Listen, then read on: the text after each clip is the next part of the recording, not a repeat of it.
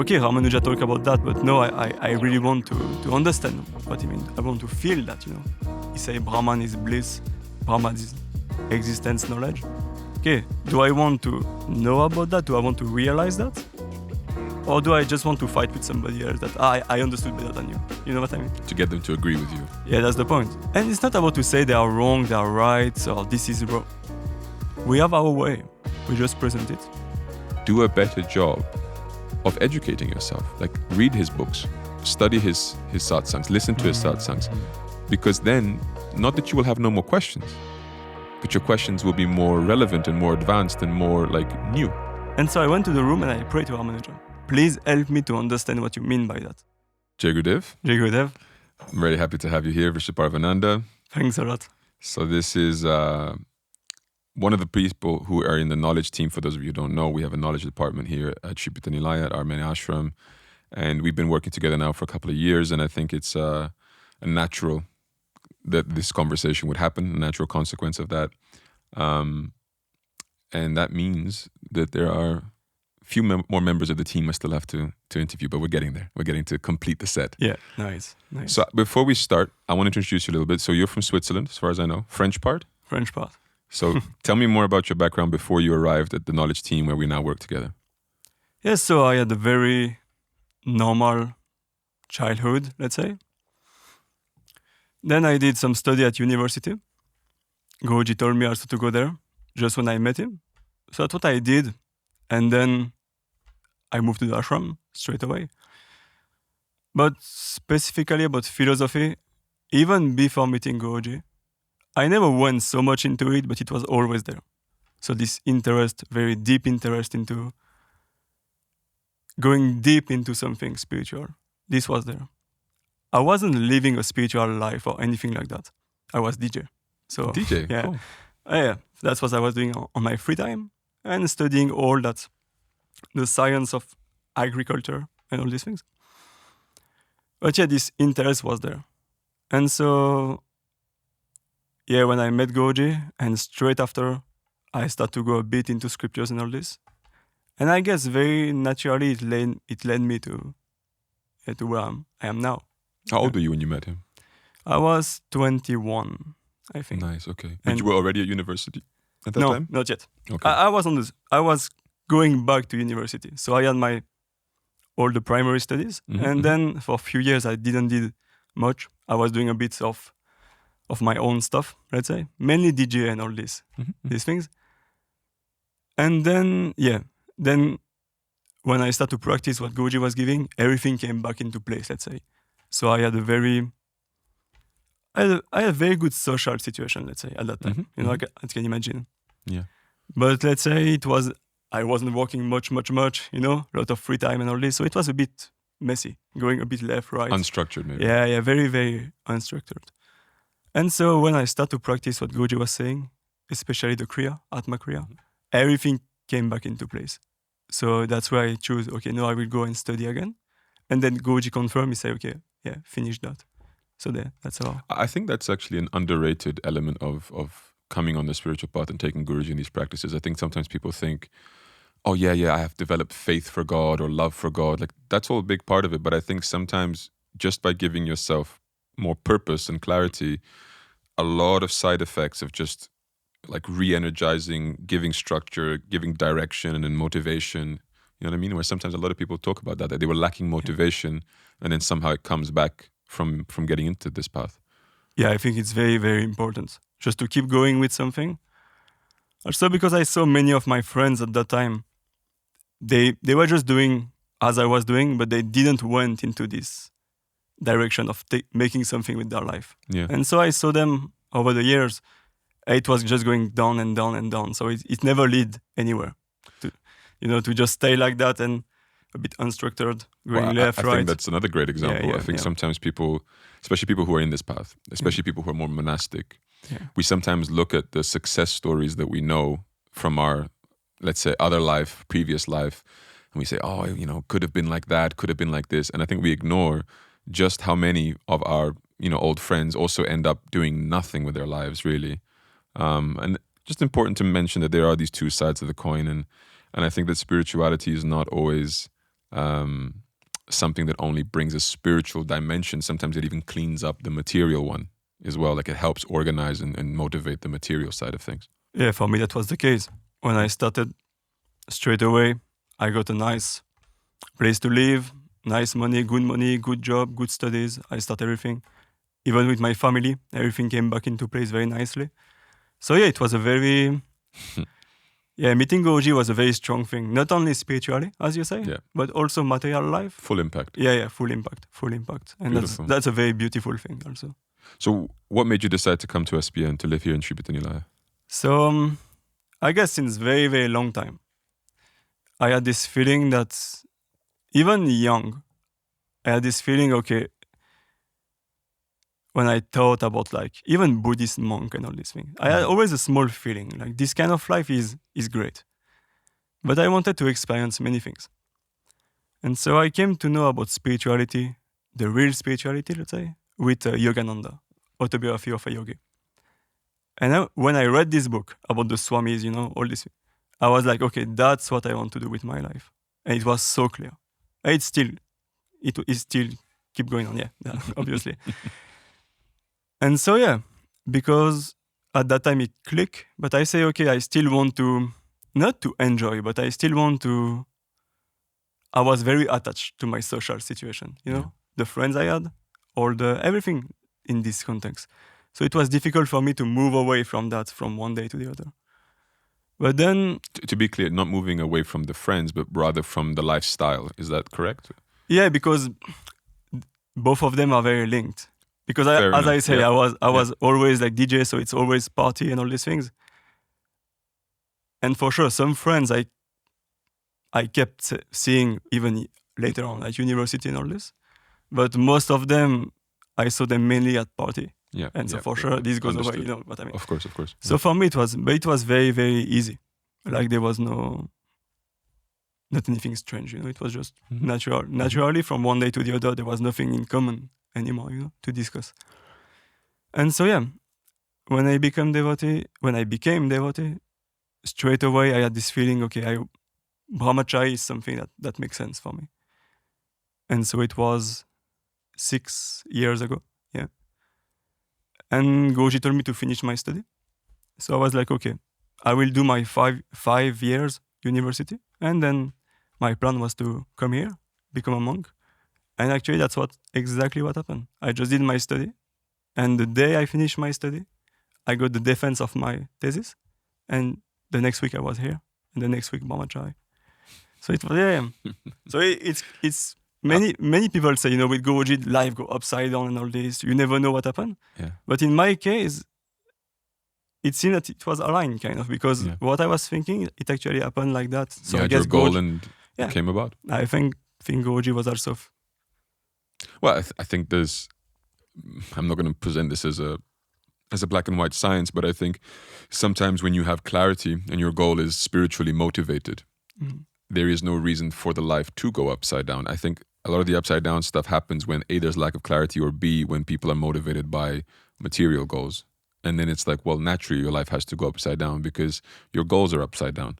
Your goals are material, but you're living a spiritual life where you're connecting with the spiritual path. It only makes sense that you have to get flipped upside down to see things from the right perspective. Sure.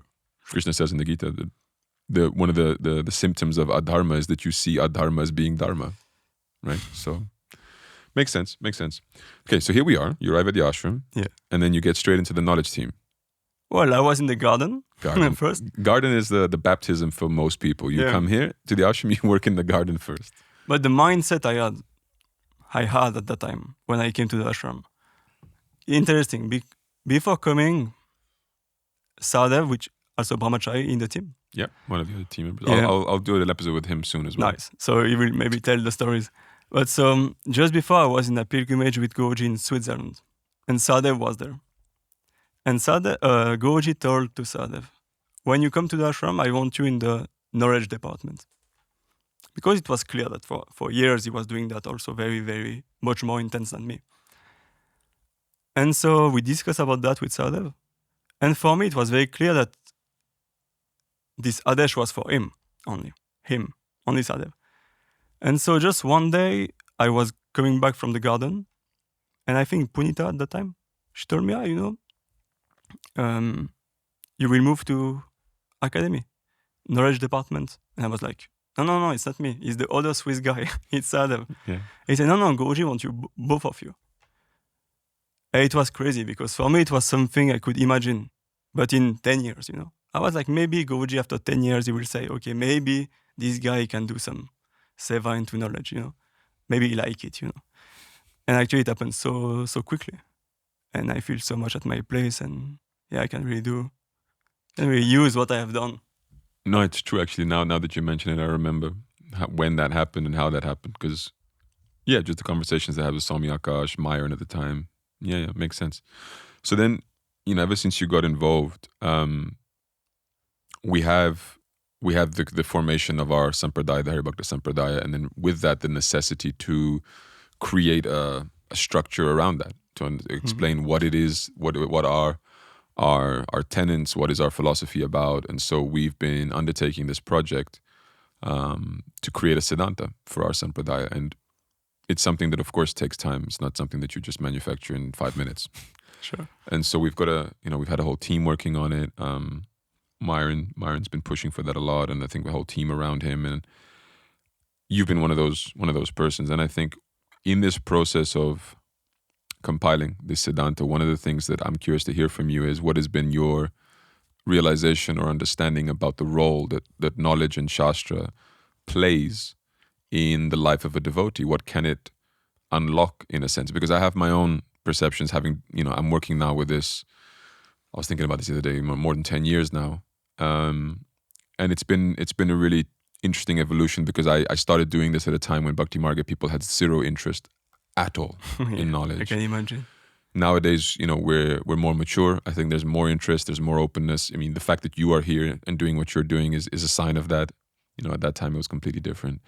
And so I've got my, let's say, experiences, of how knowledge can play a role and how it can be applied or not. But I think this is something new, this sampradaya scenario and what we're building there. And so I'm really curious to hear, what have been your insights about the use of knowledge? Yeah. So for me, the use of knowledge for a devotee, what it is, I think it just makes you appreciate the path much, much more. When you understand something, you like it much more. Like Guruji always give this example. Somebody give you a stone, and you're like, okay, it's nice. But then somebody told you, no, it's a shaligram. Then you start to worship. Then somebody tell, it's Mirabai shaligram. Then, you make a big altar in gold. And for me, it was very much like that. The more I study, the more I also enjoy the path and Vaishnavism and all these things that Guruji give. That maybe, I guess the devotee can really, really benefit from that. To just understand the bigger picture of what Guruji is giving. He don't give any path. The Hari-bhakta is so beautiful.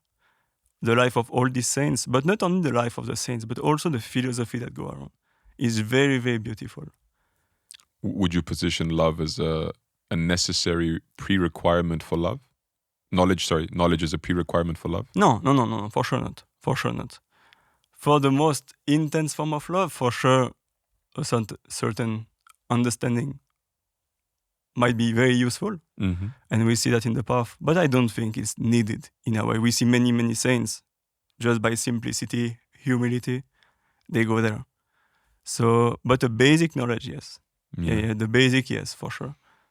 And I think the reason I asked that question is because I think there's always a difficulty, specifically in bhakti paths. I don't think most spiritual paths run into this, but in the bhakti path, because it's so bhakti-centric, naturally, and bhakti is, for want of a better expression, a spiritual emotion or spiritual expression, let's put it like this.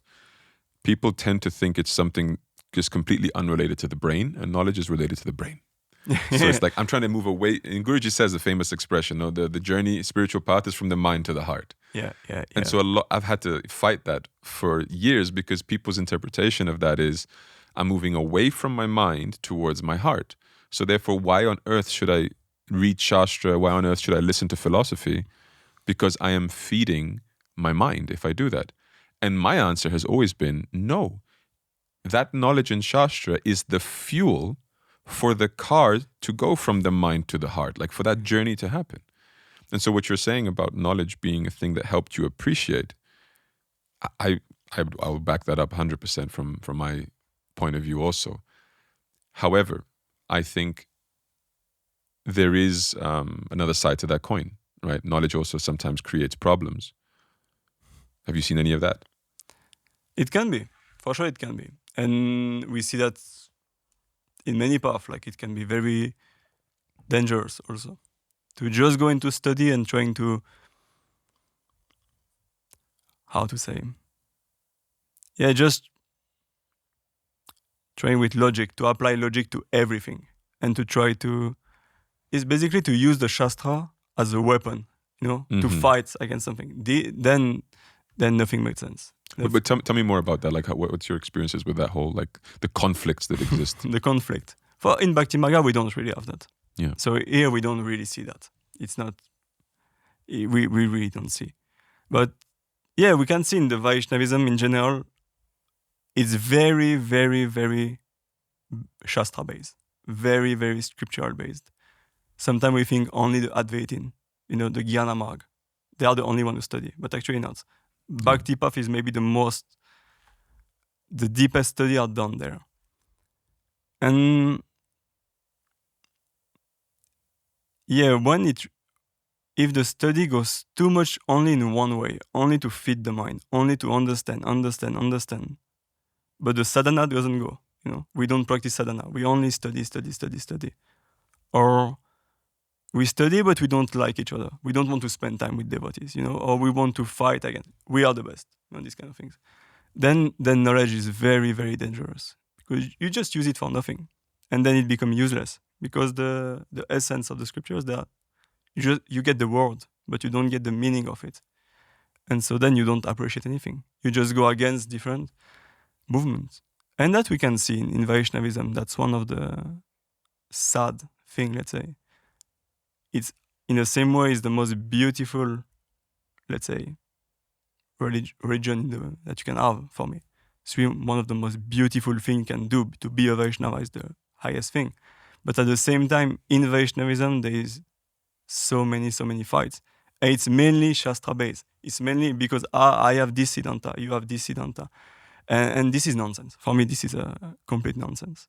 That this happened in Vaishnavism, And I think that's been my concern because when you see these fights, yes, within Vaishnavism, even beyond that, but let's focus, closer to home. Let's say within Vaishnavism, and then maybe we can blow it up to a bigger landscape later. But within Vaishnavism, 99 times out of 100, it's because of knowledge. And what I mean by that is, if you listen to someone else's kirtan, it doesn't upset you. It can actually even inspire, like people enjoy. You visit the temple of another mission and you see their deities, you think beautiful, right? This isn't the issue either. You can meet some devotees and they're so nice, and you think, so nice, I liked being around them, so like warm and encouraging and inspiring. And then they open their mouth and they start to speak. And as they share their ideas, their interpretations of scripture, their knowledge, their philosophy, their siddhanta, then the rifts start to happen, the conflict and the separation. And I sit there and I've wondered to myself why that is. And you can easily dismiss it as being just immaturity. Oh, it's just immature people. They're insecure, so they think that they cannot coexist with someone of a different opinion, which is not a principle about knowledge or spirituality. This is just about life. If you can't coexist with people that are different from you in general, that's a symptom that has to be dealt with in general. It's not just about knowledge. But I feel like it happens so often in our domain of Vaishnavism that there is something that hasn't been properly understood about knowledge, in my opinion. Because I cannot come to the conclusion that knowledge is inherently problematic or inherently the source of conflict. There has to be a fault in the process of acquiring that knowledge and then sort of letting the knowledge marinate until it reaches some kind of conclusion. And then in the dissemination of that knowledge, in that whole process, something is going wrong for it to generate so much ignorance. Ironically, paradoxically, the knowledge is generating ignorance because fighting and division and creating superiority complexes and hierarchies and all these sorts of things is for me a symptom of ignorance. Yeah. And so how can knowledge paradoxically create ignorance, right?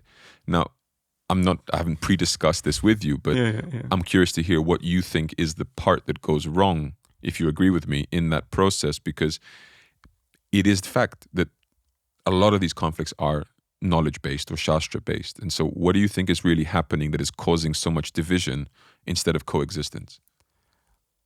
Yeah, I think, in my opinion, the problem here is that in place of, you read, for example, the Bhagavatam or the Mahabharata, there's a concept in Mimamsa, which is called the tatpaya, the intention. So what is the intention of the one who wrote it?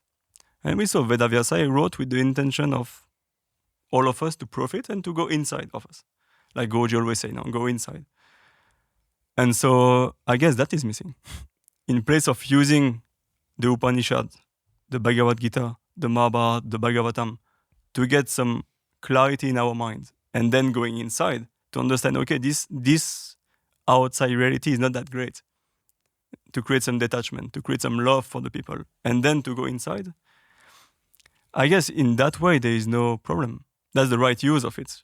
But when, in place of trying to digest this knowledge and go inside and to experience it, like to go and, okay, Ramanuja talk about that, but no, I really want to understand what he means. I want to feel that, He say Brahman is bliss, Brahman is existence, knowledge. Okay, do I want to know about that? Do I want to realize that? Or do I just want to fight with somebody else that I understood better than you? You know what I mean? To get them to agree with you. Yeah, that's the point. Yeah. And I guess it just misunderstood why the Siddhanta is there in the first place. It's not to fight. It's just for the devotee themselves to understand properly their own path and themselves, and then go inside. But if it's the other way, you use it against people outside, then that's a problem. Well, I think. I like that. I think you're pointing out intentionality as an important point of it, because if I can take the example you gave, when you're trying to prove your point to somebody to get them to agree, you could selfishly say that you're doing that, say that you're doing that because you want to help the person get to the truth. Yeah. But I doubt that. I would question that. I would say most of the time there is something in you you're trying to satisfy by doing that, and it's this sense of self-worth or like a claim, because your ego now can say, I fought someone philosophically and they now have accepted my position. So there is like a longing that is being satisfied by that victory, right? The desire to be right, in a sense. But as you're pointing out, if the intention of the scripture is that this is supposed to grant you a different experience, then it all comes down to what experience are you chasing via your study of knowledge, via your study of Shastra. And I think that's not as obvious a point as perhaps it should be. No, clearly. Because people go, I want to understand so then I can transmit the truth. And it's like, but what is the essence of that? Why do you want to transmit the truth? Why do you want to understand? And you almost reverse engineer it, and they will go, well, because I want to serve. Why do you want to serve? Because I want to love God and love God in all the people. It's like, okay, so you want to love God. So take that root intention and apply it to scripture. How can I use this to help me love God? Yeah.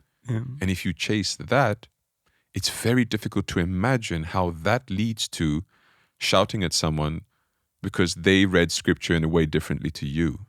You see what I'm saying? Yeah, like, clearly. Intentionality seems, or like the purpose, the intention seems to be really It's all about it, missing. But you see, even the Sri Vaishnava and, in South India, there is not that much of this fight against people. Like, it's more a recent thing, a recent happening, maybe from the medieval time up to now. It's not something so I have a theory as to why, though. Yeah.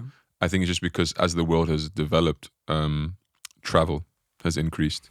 And so there's more interaction between the different bodies, the different groups of beliefs, and I think it creates therefore this conflict, because I think everything before was more localized. Yeah. Sri Vaishnavism has historically been localized. Yeah, sure. It does not that it doesn't travel, but it's primarily a South Indian thing. And so amongst the South Indians, they're not fighting as much, although there is Vadakalai Tenkalai. There is, sure. Not that they fight per se, but they don't agree also per se. But yeah. not to the scale maybe we're talking about, but I think as time has progressed, I think these the globalization of the world, in a sense, has made these clashes come more to the forefront of society. Yeah. But like, I want to take an example. So Ramanuja proclaims Vishishtadvaita. Yeah. Madhvacharya comes, proclaims Dvaita.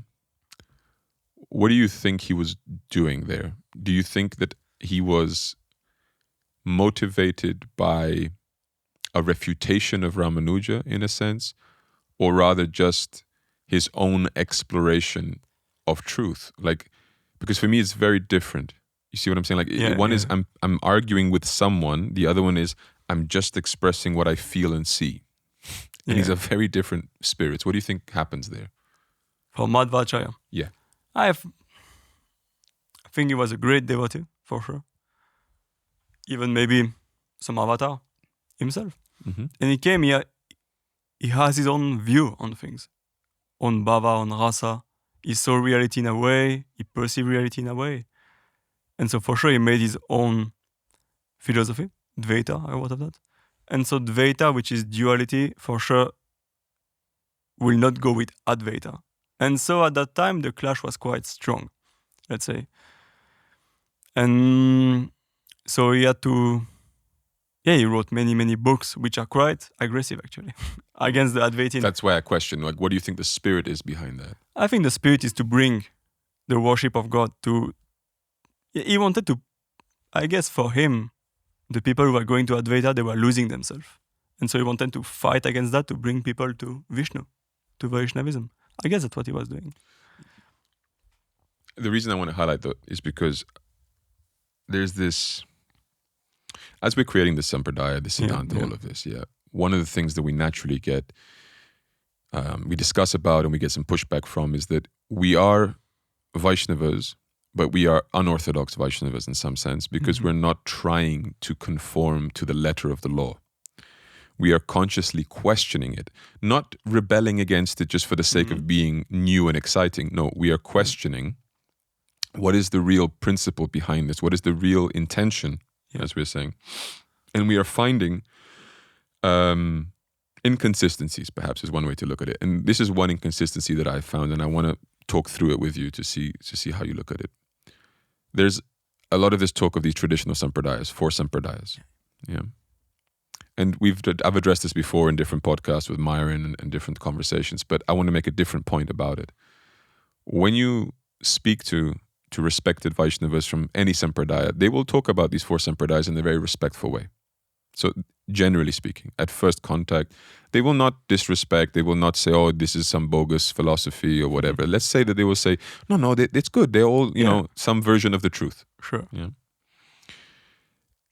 And I like the spirit behind that it seems at first interaction to be a community based on mutual respect, on somehow a deeper understanding that God is too great to be confined to one explanation. You know, perhaps that is some of the stuff that you could argue is feeding this multiplicity, and we can say that's cool, nice, okay. Yeah. But then you get to the specifics. Let's go one level deeper than the surface, and you'll speak to, let's say, a member of the Gaudiya Sampradaya, and you say to them, what do you think about Ramanuja and Vashishtadvaita? And they'll say to you, no, it's good stuff, for sure. Like, he wasn't wrong. Philosophy is great. It's because it is borderline the same as Achintya Bheda Bheda Tattva. Very small difference. Yeah, philosophy only of one God. or two difference, yeah. And the difference could even be put down to emphasis more than anything else. But yes, agreed. So they'll say, oh, okay. Yeah, no problem. Different mood, different methodology, but no problem. Legit Sampradaya. And then you'll say, okay, what about Madhva Sampradaya and Madhvacharya and Dvaita Vedanta?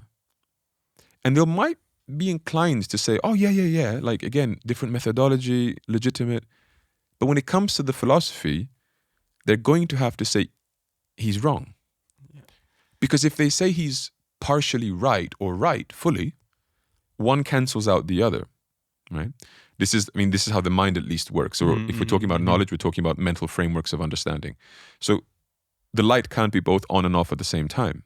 So reality can't be both one and fully separated at the same time, in the way that he's describing it, at least, right? And so my issue starts exactly at that point. At the point when you turn around and say, he's wrong, but the sampradaya is still legitimate, and this is all legitimate, this is all, 4 sampradayas, it's all good, it's all good what we got going on.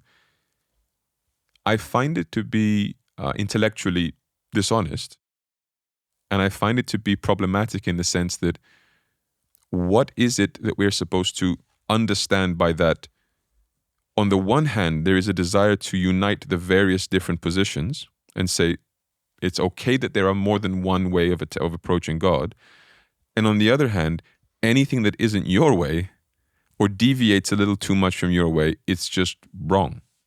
And I only see that this nice spirit can become this conflictuous spirit on the basis of not only knowledge, it's not just knowledge, it's the understanding that knowledge perfectly captures God. Yes. You see my point? Yeah. So the confidence that a random Gaudiya Vaishnava or Hari-bhakta-sampradaya Vaishnava or anyone could look at someone like a Madhvacharya and say he's wrong, right? Without ever having met him or understood his state of realization or anything like this, is on the basic logical principle that my framework of philosophy fully captures God. And because it does, and your framework is different from it, yours must be wrong. So therefore, conclusion, you don't know God. Yeah. Right? Yeah. What that points out to me is 2 things. One, that either we're choosing multiplicity, and we say that it really can coexist to the point of utter contradiction, which is what Dvaita is clearly there. Clearly there, Yeah. okay? And therefore leave that door open, right? Or knowledge can capture God, therefore only one of them must be right because not all of them can be right simultaneously. So let's stop this nonsense of multiplicity. There are not many correct ways, there's only one. Now, which of these 2 seems more realistic as a reading from Shastra or as a reading from reality? From your opinion? The open one or the only one is right? No, the open one. But the traditional stance will be the other one. And that's the problem. Yeah. That's the problem. So one thing I want to ask you based on that is, since you've been involved in the writing of this Sidhanta, in the compiling of this Sidhanta, how are you trying to tackle this? Like, how are you trying to address the fact that people are using knowledge to close the doors and to limit and to say this is how it is and no other way? And how do we not repeat the same mistake in what we're doing?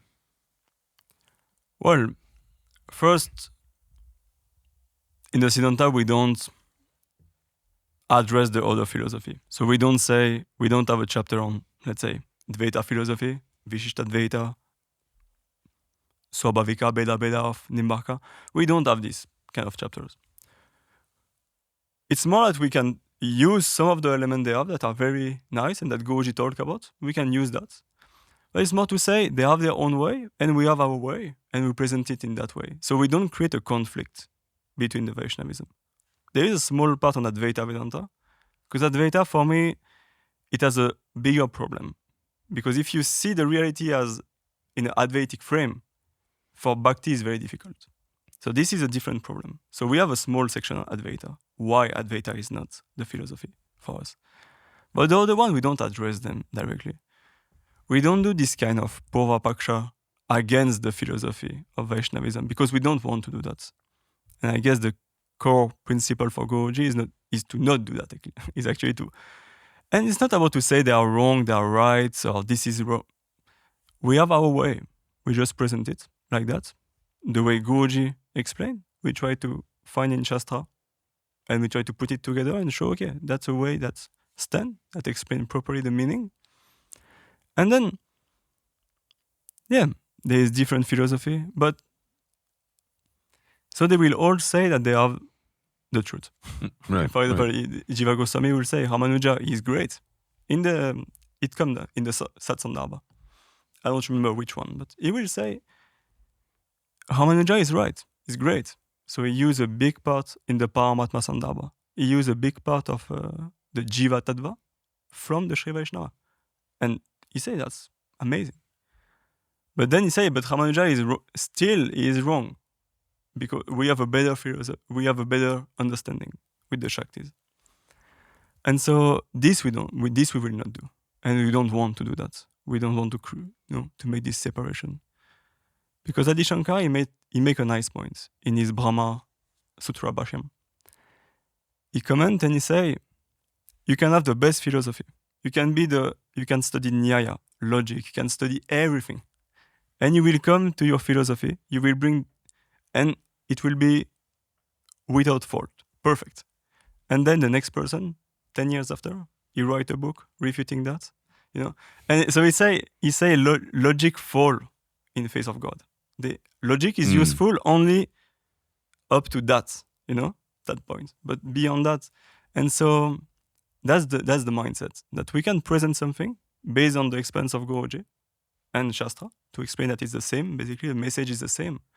But we don't cross the line of saying, by logic, we can say our philosophy is much better than this one, or Ramanuja is wrong, Dvaita is wrong, or any philosophy is wrong. We don't go in. You see the... Yeah, no, I love what you just said, because of course I'm part of the team, but it's still...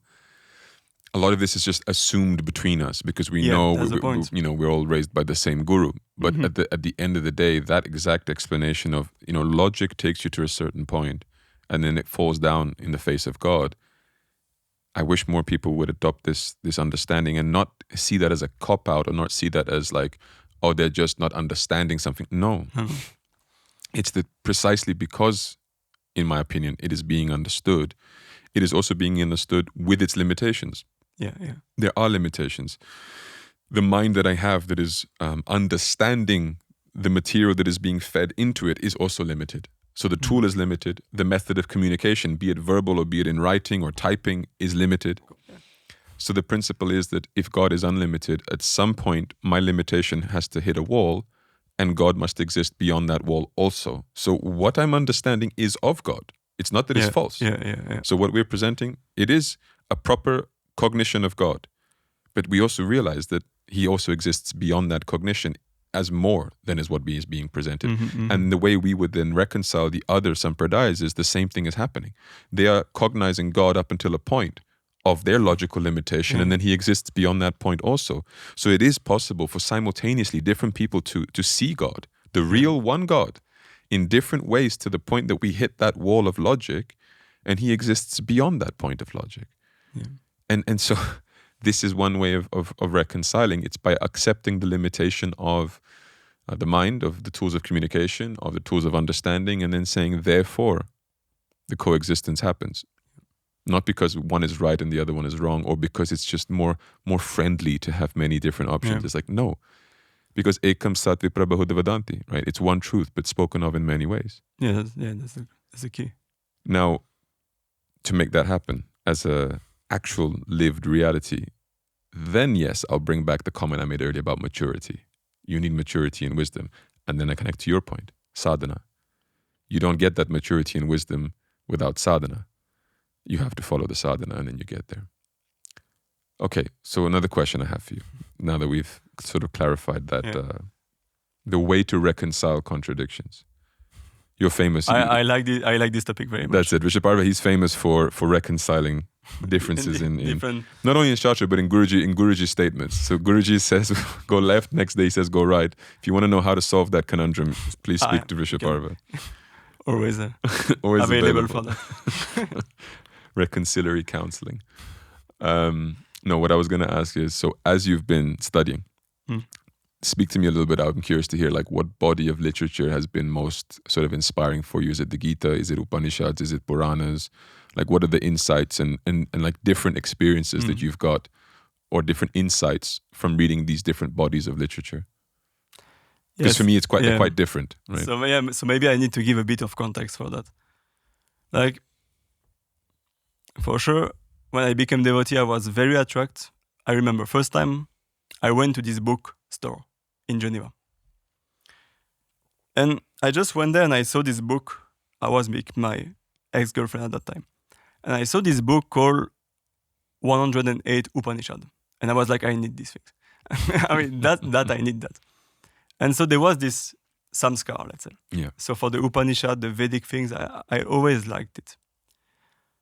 But then what happened is that the first time I came to the ashram, And I took the class with you actually at that time about the Vishishta Advaita of Ramanuja. At that time, it was very much the basis. For me. Yeah. And so I was listening, and I liked a lot. The class were great, really great. It's true. It was very, very, very nice, and the philosophy was just well presented. But for me, it didn't. There was something that didn't click. I was like, okay, I understand what Ramanuja is saying, but still, there was something like a layer. Like I could not feel like that. You know, this kind of for bhakti for this bhakti path to come to the point of liking the bhakti path, let's say. This was took some time. And so one day I was in Geneva, and there was a picture of Ramanuja on my altar, and I was reading some philosophy, and again the same feeling. It was making sense. Okay, I understand what he say, but there was not this. I was not satisfied with that. I was like, something I don't get. And so I went to the room and I prayed to Ramanuja. I say,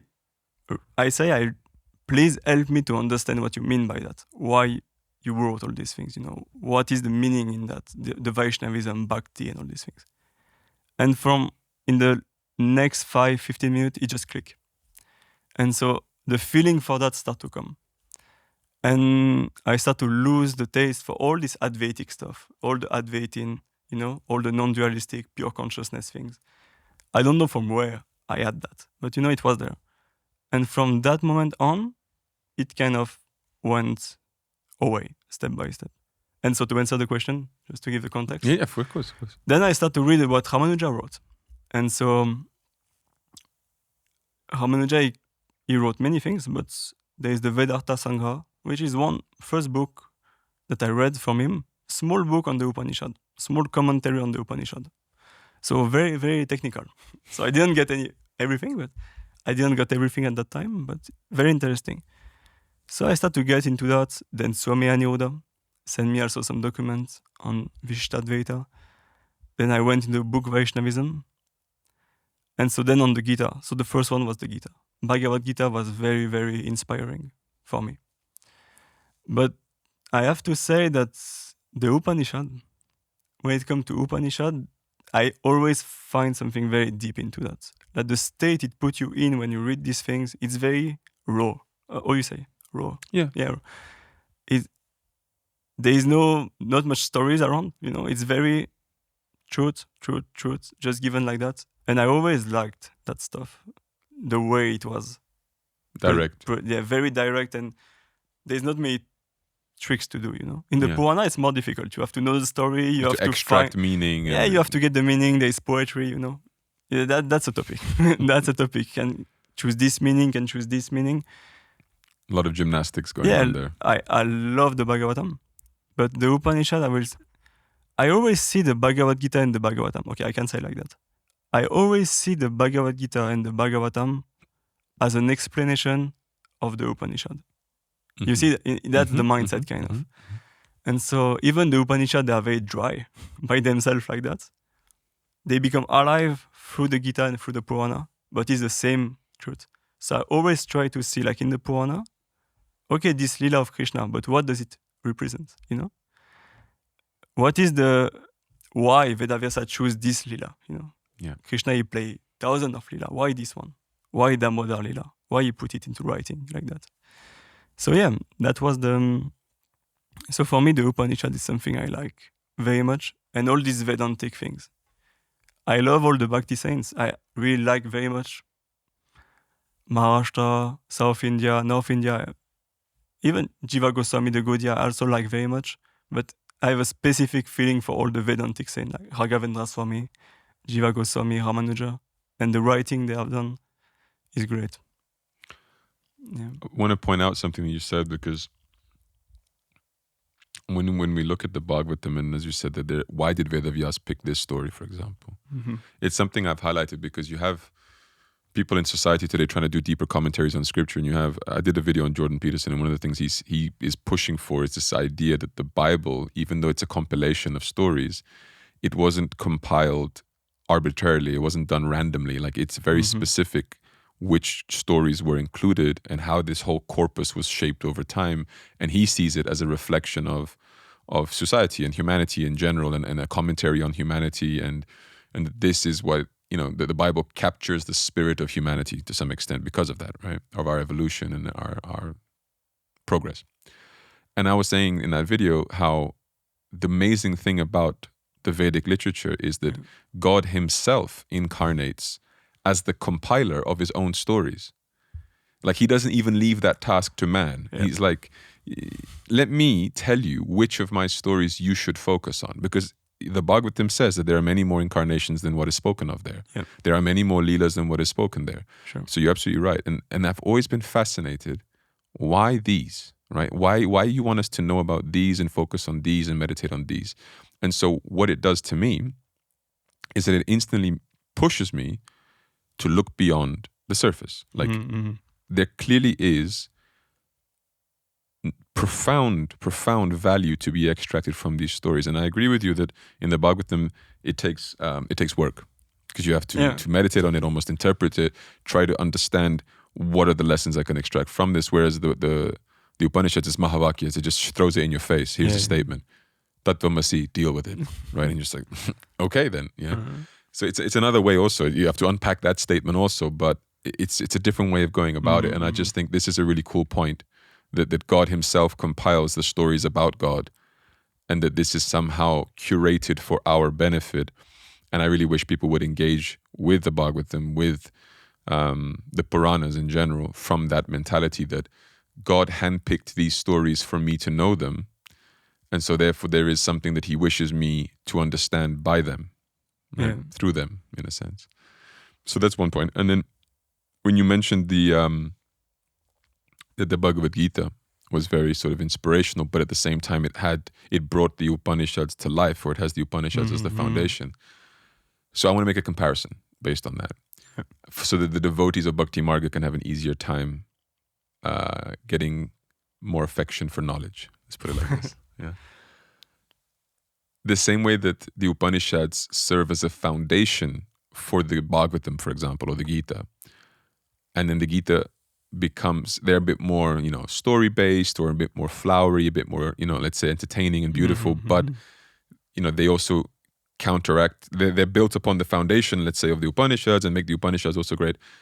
I would say the things that the Bhakti Marga devotees like, for example, stories, testimonies of devotees, stories about Guruji, like this lived real life stuff, right? No, not books. Yeah. Those stories, those experiences, those testimonies, everything that you're hearing about have their foundation in those books. They carry the meaning of that. That's the point. So you want to talk a little bit about maybe how knowledge of scripture can also inform our actual experiences out here with Guruji, with the devotees, with our own spiritual lives? Especially Guruji, maybe, like, to understand him and our relationship with him. Yeah. So for me, one thing which was really very strong when I studied philosophy is how much I could get from Guruji's satsang that before was not there. Because there's this concept. Once I heard this from a teacher, from a different course on something unrelated to knowledge. But yeah, he was saying that when you want to read a book and you want to read it fast, you have to go through it quickly, just to awake the question. There's a chapter on that. It awake the question. Then you go, chapter on that. You have a new question. And so for me, going to this philosophy, it awake question. You say, I never thought about that. What does Guruji say about that? What do he say about that? And then when he gives that song, you're like, you want to hear what he will say, because you're like, maybe there's an answer to that also. So for me, it was a very strong point that, it creates just much more interest. Like, okay, what does he want? How will he answer this philosophical point that now I have question about, And then it happened to me the same also with, I was studying Mimamsa. And so it's very much about as I say, to understand the intention of the speaker. Everything is spoken, how to get the intention and all this. And this makes a strong effect in my mind also. Because then when Guruji give a story, I said, okay, but what he wants us to understand by this story? Not just the story, it's nice, there was a story of somebody in a marketplace, But what does he mean by this story? What does he want us to understand in this story? So in general with Guruji, for me, to get to more in depth with this philosophy, knowledge, whatever we want to call it, it helped me a lot to even try to go deeper in Guruji's satsang because then you just spend, like we do now with the Sidhanta, we just spend time and hours discussing the Guruji's statements. We are like, he say this, he say this, and we try to reconcile, and we see that, and we just engage with him, and that's beautiful. We just, we just try to really get what he means, and that's just so nice. For me, that's just and without knowledge, we cannot do that. I once said to somebody, they asked me, what is the point of knowledge? And I said, a little knowledge awakens a little love, right? So the minute you start to understand a little bit, you're like, oh, wow, and this is affection inside of me. Then as that love manifests, there's more hunger to know. Like you want to know more about the thing you love. And so a little knowledge makes a little love, which makes more knowledge, which makes more love, right? And it just goes on like this almost eternally in a sense until you become like fully cognizant, fully God realized, let's put it like this, and then you have whatever comes after that. One of the things also I wanted to talk about with you, it's, how can I put it, is how to study itself, like how to actually go in pursuit of this. So if somebody listening to this podcast goes, they clearly appreciate knowledge and is doing something good for them, how that person can get started, because not everybody will have access to Guruji, or not everybody will have the opportunity to do seva in a department that asks for that or demands that kind of involvement. What would you recommend, let's say, for somebody who wants to taste a little bit of this benefit that knowledge can give them? Yeah, I would say the first thing is to take the Bhagavad Gita. Okay. Because on the academy, there is, first year, there's a Bhagavad Gita level 1, level 2, so they can go deep into that. And then, but not to read the Bhagavad Gita, not just to read it like that. Trying to really understand, like why, trying to make the link between the chapter. Why does Krishna say this? Why does he say that? To start to make summary, to try to make your own small commentary, just to try to get your brain to work in that way.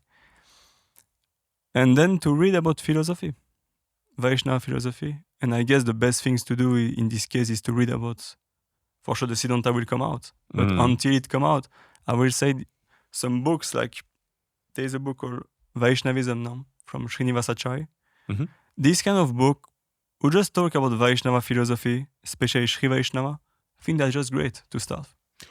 Would you put how much of your own, let's say, development and knowledge would you put down to, for example, your friendship with Sahadev, or the time you spent speaking to Myron or to myself or whatever? Like, is that a factor that I think you think is valuable? That's everything. Because first you have to, we always start like that to read some books, but for sure what I learned was mainly by the interaction with people like that. I remember, for example, you take the example of Sahadev. So the last year before coming to the ashram, I was walking to a supermarket, let's say. Let's call it like that. Let's call it like that.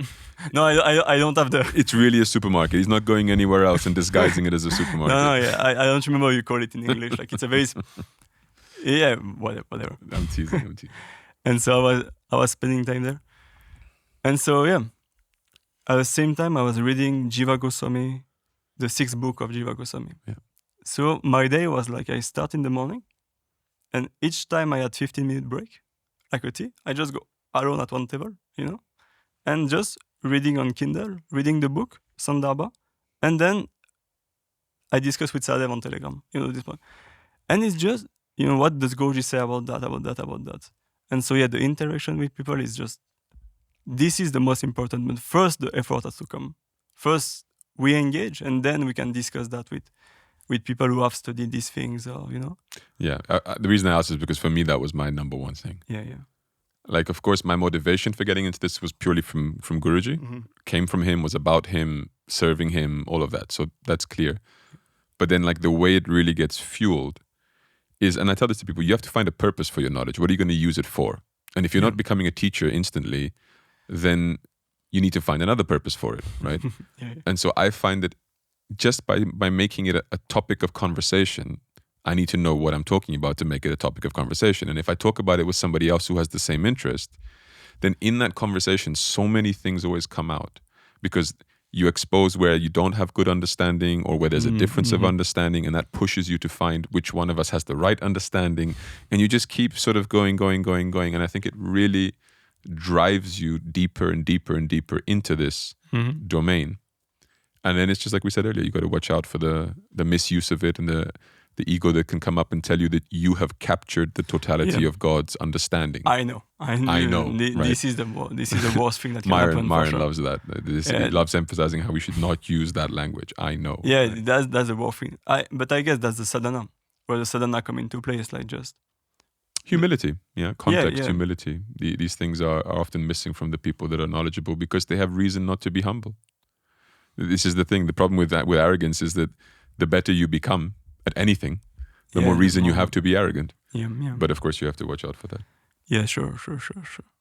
Okay, last point, because I think then it's a natural sort of break in this, and we can maybe take this once the Sidhanta book comes out again. Yeah. In the Sidhanta book, so we're talking about, in a sense, the creation of a Vedanta, right? And Guruji is at the core of this entire effort, what we're doing, why we're doing. But there is I feel at times, a tension.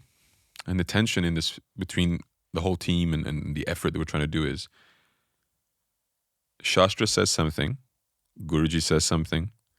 Which are we trying to conform to the other? In the sense that, is Guruji the foundational statement that we are then looking for the Shastra to confirm or to contextualize or to prove? Or is it that, like, Shastra says something and then we're like, what does Guruji say that aligns with this or contextualizes this or whatever? And I know what our intention is. Our intention was always, Guruji is our acharya, so he has said this, so we want to, let's say, show the reflection of these statements in scripture. Yeah. But I have felt, and this is my personal thing, that through the process, it's not always been so black and white. Because naturally, as you dive into scripture, you see there is a narrative being built there. And if Guruji is challenging that narrative in some way, there's so much of the work is trying to marry these things. This reconciliatory work that you do, right?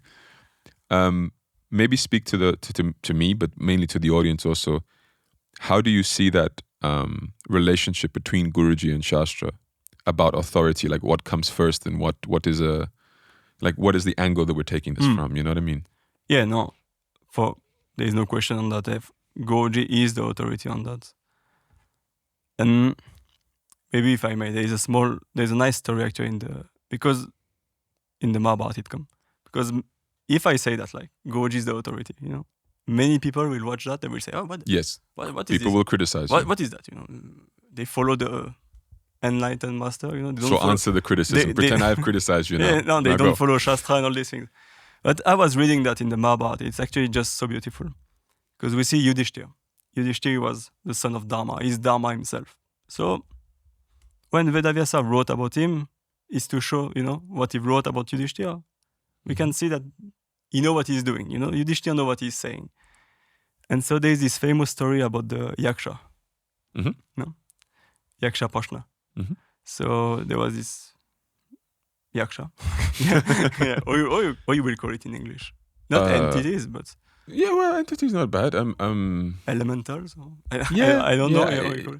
The problem with these translations is that there will be always somebody in the comments who will say, this is not a proper translation. Better to just keep it quote in the Sanskrit. Yeah, better to keep it in Yaksha. And so, the Yaksha, he asked him many questions. Because he said, you have to answer this question right, otherwise your brother will stay dead. Because there was a story around that. And so many questions came. Yudhishthira answered nicely. And then the Yaksha, he asked, what is the path? What is the path that everybody should follow? I have it here actually, just to not miss a point. But I have it. Okay, right. Yudhishthira start to answer, he say, no, logic. Logic is inconclusive. When you have to know what is the path, logic is absolutely inconclusive. Because one Rishi say that, the other one say that. They all disagree with each other. And to summarize, he say, the only way is to find somebody who knows the truth, the enlightened sage. And this sage, he should not do like the other one. He should be somebody who is different, who do different than all the other. if he do different than everybody, you know he's a real sage.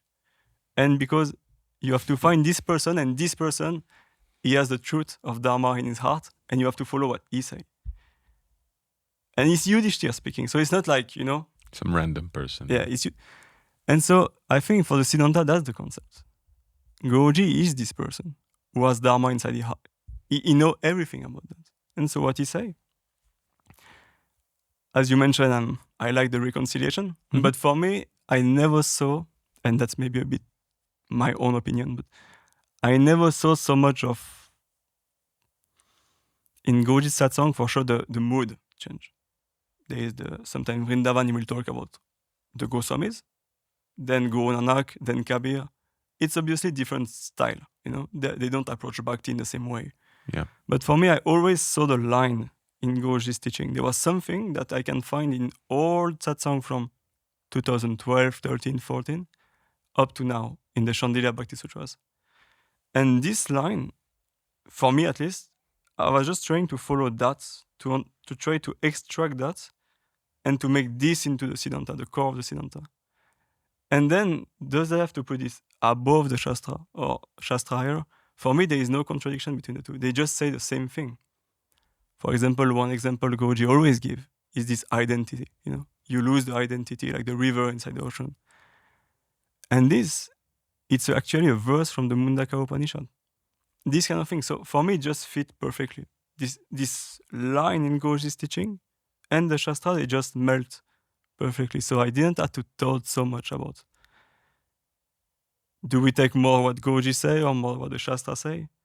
If we keep the attention on this line that he always kept along the years, and not so much on the rasa or the different saint story or different expression, I don't see I don't see the difficulty. For me, it was not a difficulty to go through that. You see my point? I think there's two things. Because I can hear the audience listening to you and the thoughts popping in their head, and I think there's two things to say to that.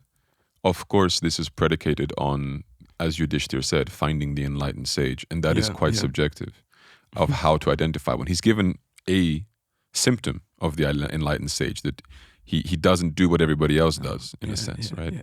So they're the rarer ones, not the common ones, in a sense. Yeah. So that is a good advice for sure. So that's one thing, and clearly you've identified Guruji as being that person, and someone listening might not have, and I perfectly understand that. But that is at the root of your let's say, understanding, which I think is fair. And I think the second point is also this: it's that when we then talk about, and I think I'm going to repeat what you said because I think they should really get it, and that point should land. It no longer becomes a question of which one is the authority of the other. It's the same source, or the same, let's say, it's just the same perception of reality speaking, right? And the difference only changes in as it pertains to the audience, in a sense, because that source of truth, as Krishna says, 434, right? One who has seen the truth, he will impart it to you in a way that is understandable or perceptible to you. Otherwise, what would be the point of imparting? Yes. Yeah. One who has truth and tries to teach you something, but does it in a way that, imagine somebody, Guruji comes to teach you something and he says it to me in Chinese. Yeah. And I don't understand Chinese. Then it's like the whole purpose is lost. We don't get it, yeah. No point. So naturally, he will speak things to me in a way that I can understand. This is natural. Yeah. Same thing, a teacher goes and teaches a 4-year-old, a kindergarten, they're not going to teach them the way they would teach a 20-year-old. Yeah. Doesn't mean the teacher doesn't have the knowledge that is necessary to teach a 20-year-old, but they will adapt their knowledge to the understanding of the person receiving the knowledge. Yeah. And I think that point is sometimes often missed as well, because somebody will come across a satsang, or they'll listen and they'll be like, what is this? So shallow, he is speaking something, or he's only explaining this or that. And it's like, excuse me, but you have to understand, knowledge always adapts to the one receiving that knowledge. And so the circumstance and time makes the knowledge portray itself, or that source of truth portray itself in a way that is perceptible to that individual. It's like, I asked Guruji once, imagine there's like a saintly person in a Christian environment, for example, a Christian background, and they're really, genuinely, they just love God. They love God so purely, so deeply. Imagine then, as they're praying to God with all of their heart, they get the darshan of Lord Nrsimhadev. Narasimha appears to them. I said, Guruji, surely that would just frighten the person beyond belief. They would think it's like some demon or something, right? And Guruji just laughed. He said, yeah, of course. God will come in a way that is conforming, at least in a way that is perceptible to you. Not necessarily as you want him, because he's not your slave, right? But he will definitely conform to your ability to understand or perceive, because otherwise why should he come, in a sense? Yeah, it's a wasted effort, and God doesn't do anything in waste. Everything is with meaning, and everything is with effect and purpose, right? And so I just think that this is an important point. And if you apply this filter to Shastra, that Shastra is also somebody speaking these words to certain person in a certain context. When you're reading the Bhagavatam, all these conversations between partial incarnations of Bhagavan and different people, it's like, okay, but understand who is getting spoken to, in what state are they in what environment are they in. For example, Krishna and Arjuna. I was in India once with Guruji. We were in a shop, deity shop. And Guruji's inside, and when he's in the deity shop, I just let him do his thing. And so I took some steps out, and he was discussing with the man at the shop. And then one guy comes to me and he says, Indian man, and he says, are you a monk? I said, yes. He said, so no marriage? And I said, no marriage. And he says, why you don't do marriage? I said, because I'm a monk. Circular argument. Yeah, because I'm a monk. And he's like, yeah, but in Bhagavad Gita, Krishna never tells Arjuna to become a monk. And I said, your point being, well, if you're following Bhagavad Gita and you follow Krishna, then why should you become a monk? Because Krishna doesn't tell Arjuna to become a monk. And I said, you know what else Krishna didn't tell Arjuna? Anything that didn't relate to the battlefield and the war that he was about to face and the mental turmoil that he was having about that particular instance. My point being, I'm not in any battlefield about to fight a war, therefore I can contemplate topics that were not relevant to that conversation. It's context. Yeah. And he just looked at me like I had just said the most blasphemous thing of all time, as if I had, said that somehow the knowledge was wrong or incomplete, and I was saying no such thing. I was saying time and place, context. Krishna's trying to get an intention. You mentioned intention earlier, right? Krishna's trying to get Arjuna to fight. Yeah. Right? Imagine he tells him, fight, but by the way, as soon as you're done, I'm going to need you to become a monk. Brahmacharya initiation straight away, and then sannyas, because that is the best. No, man. And I think sometimes people really just miss the obvious, which is that context, time, place, all of these things matter. Yeah. And I can take to your point about seeing the sort of red thread, the line through Guruji's teaching, and therefore not really needing to reconcile so much. I used to be more like that, for sure. You have to, especially if you're teaching his teachings. Like I had to. It's better, yeah. For sure. Otherwise. And I think recently I have struggled more with that only because I keep putting myself in the shoes of the listener that doesn't know Guruji, that doesn't follow him and doesn't do the sadhana and doesn't go to the depth that I'm sure you do and that I'm sure I do. And that therefore, when we're in that mindset of going into the depth of the sadhana and you listen to Guruji, it all makes sense. It all aligns, genuinely, not through any sort of gymnastics. Yeah. But I'm maybe through the podcast, maybe just through interfacing with people, I'm constantly thinking, what is the other person thinking? And I can hear and I can understand, playing the Purva Paksha, playing the devil's advocate, almost like, well, that doesn't match up with that. And what's missing for those two things to match up is last week's satsang. You know what I mean? Yeah, exactly. Like last week's satsang explains why these two statements go together. But the person who just comes across a random video hasn't heard last week's satsang. And I'm talking a lot now, but it's just that it's interesting to me because the same thing happens in the podcast. They watch one of my episodes and they're like, oh, he doesn't talk about this or he didn't talk about that. And I'm like, well, watch 4 episodes ago. I talked about it. And so that's always in the back of my head. It's like, do I repeat myself every time because it's a new person watching an old point I already made 2-3 times? Because naturally I don't want to. I want to just progress to new points. New things, yeah. And Guruji is the same. Yeah. 2 days ago before Shivaratri, somebody asked him a question in the satsang. And he started the answer by saying, I spoke about this 3 days ago. Yeah. And then he went on and answered it anyway. But there was this hint of like frustration almost, of like, I already made this point. I already gave this teaching. And this is something that I have historically from him often happening. Like I've often seen it happening. Where there is this touch of like frustration that he wants to communicate to us, like, do a better job of educating yourself. Like, read his books, study his satsangs, listen to his satsangs. Because then, not that you will have no more questions, but your questions will be more relevant and more advanced and more like new. Like you were saying, you read the book and the question comes. Yeah. So you listen to the satsang and maybe also the question comes, no? Oh, always. For sure. That's the beauty.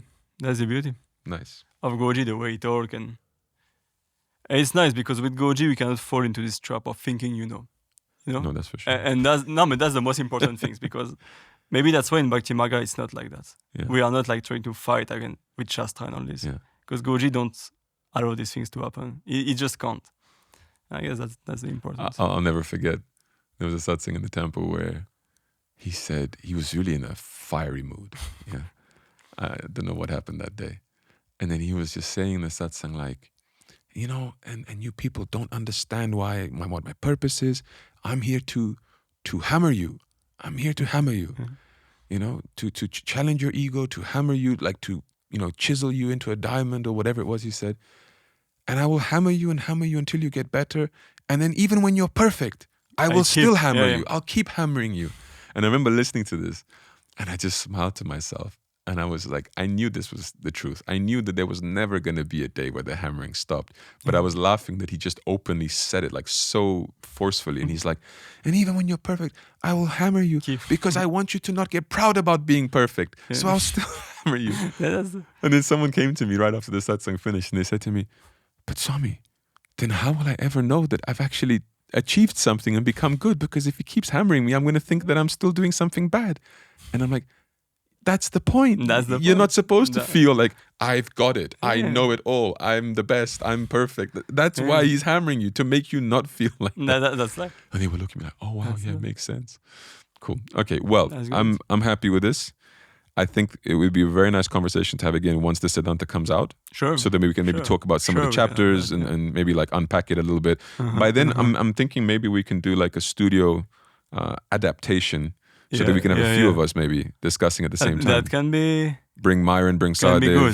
The four of us just go crazy on the Sidhanta. Might be a nice one. I think it'd be great. Anyway, thank you so much, Vrishaparva. Thanks. Jai Gurudev. See you next time. See you next time.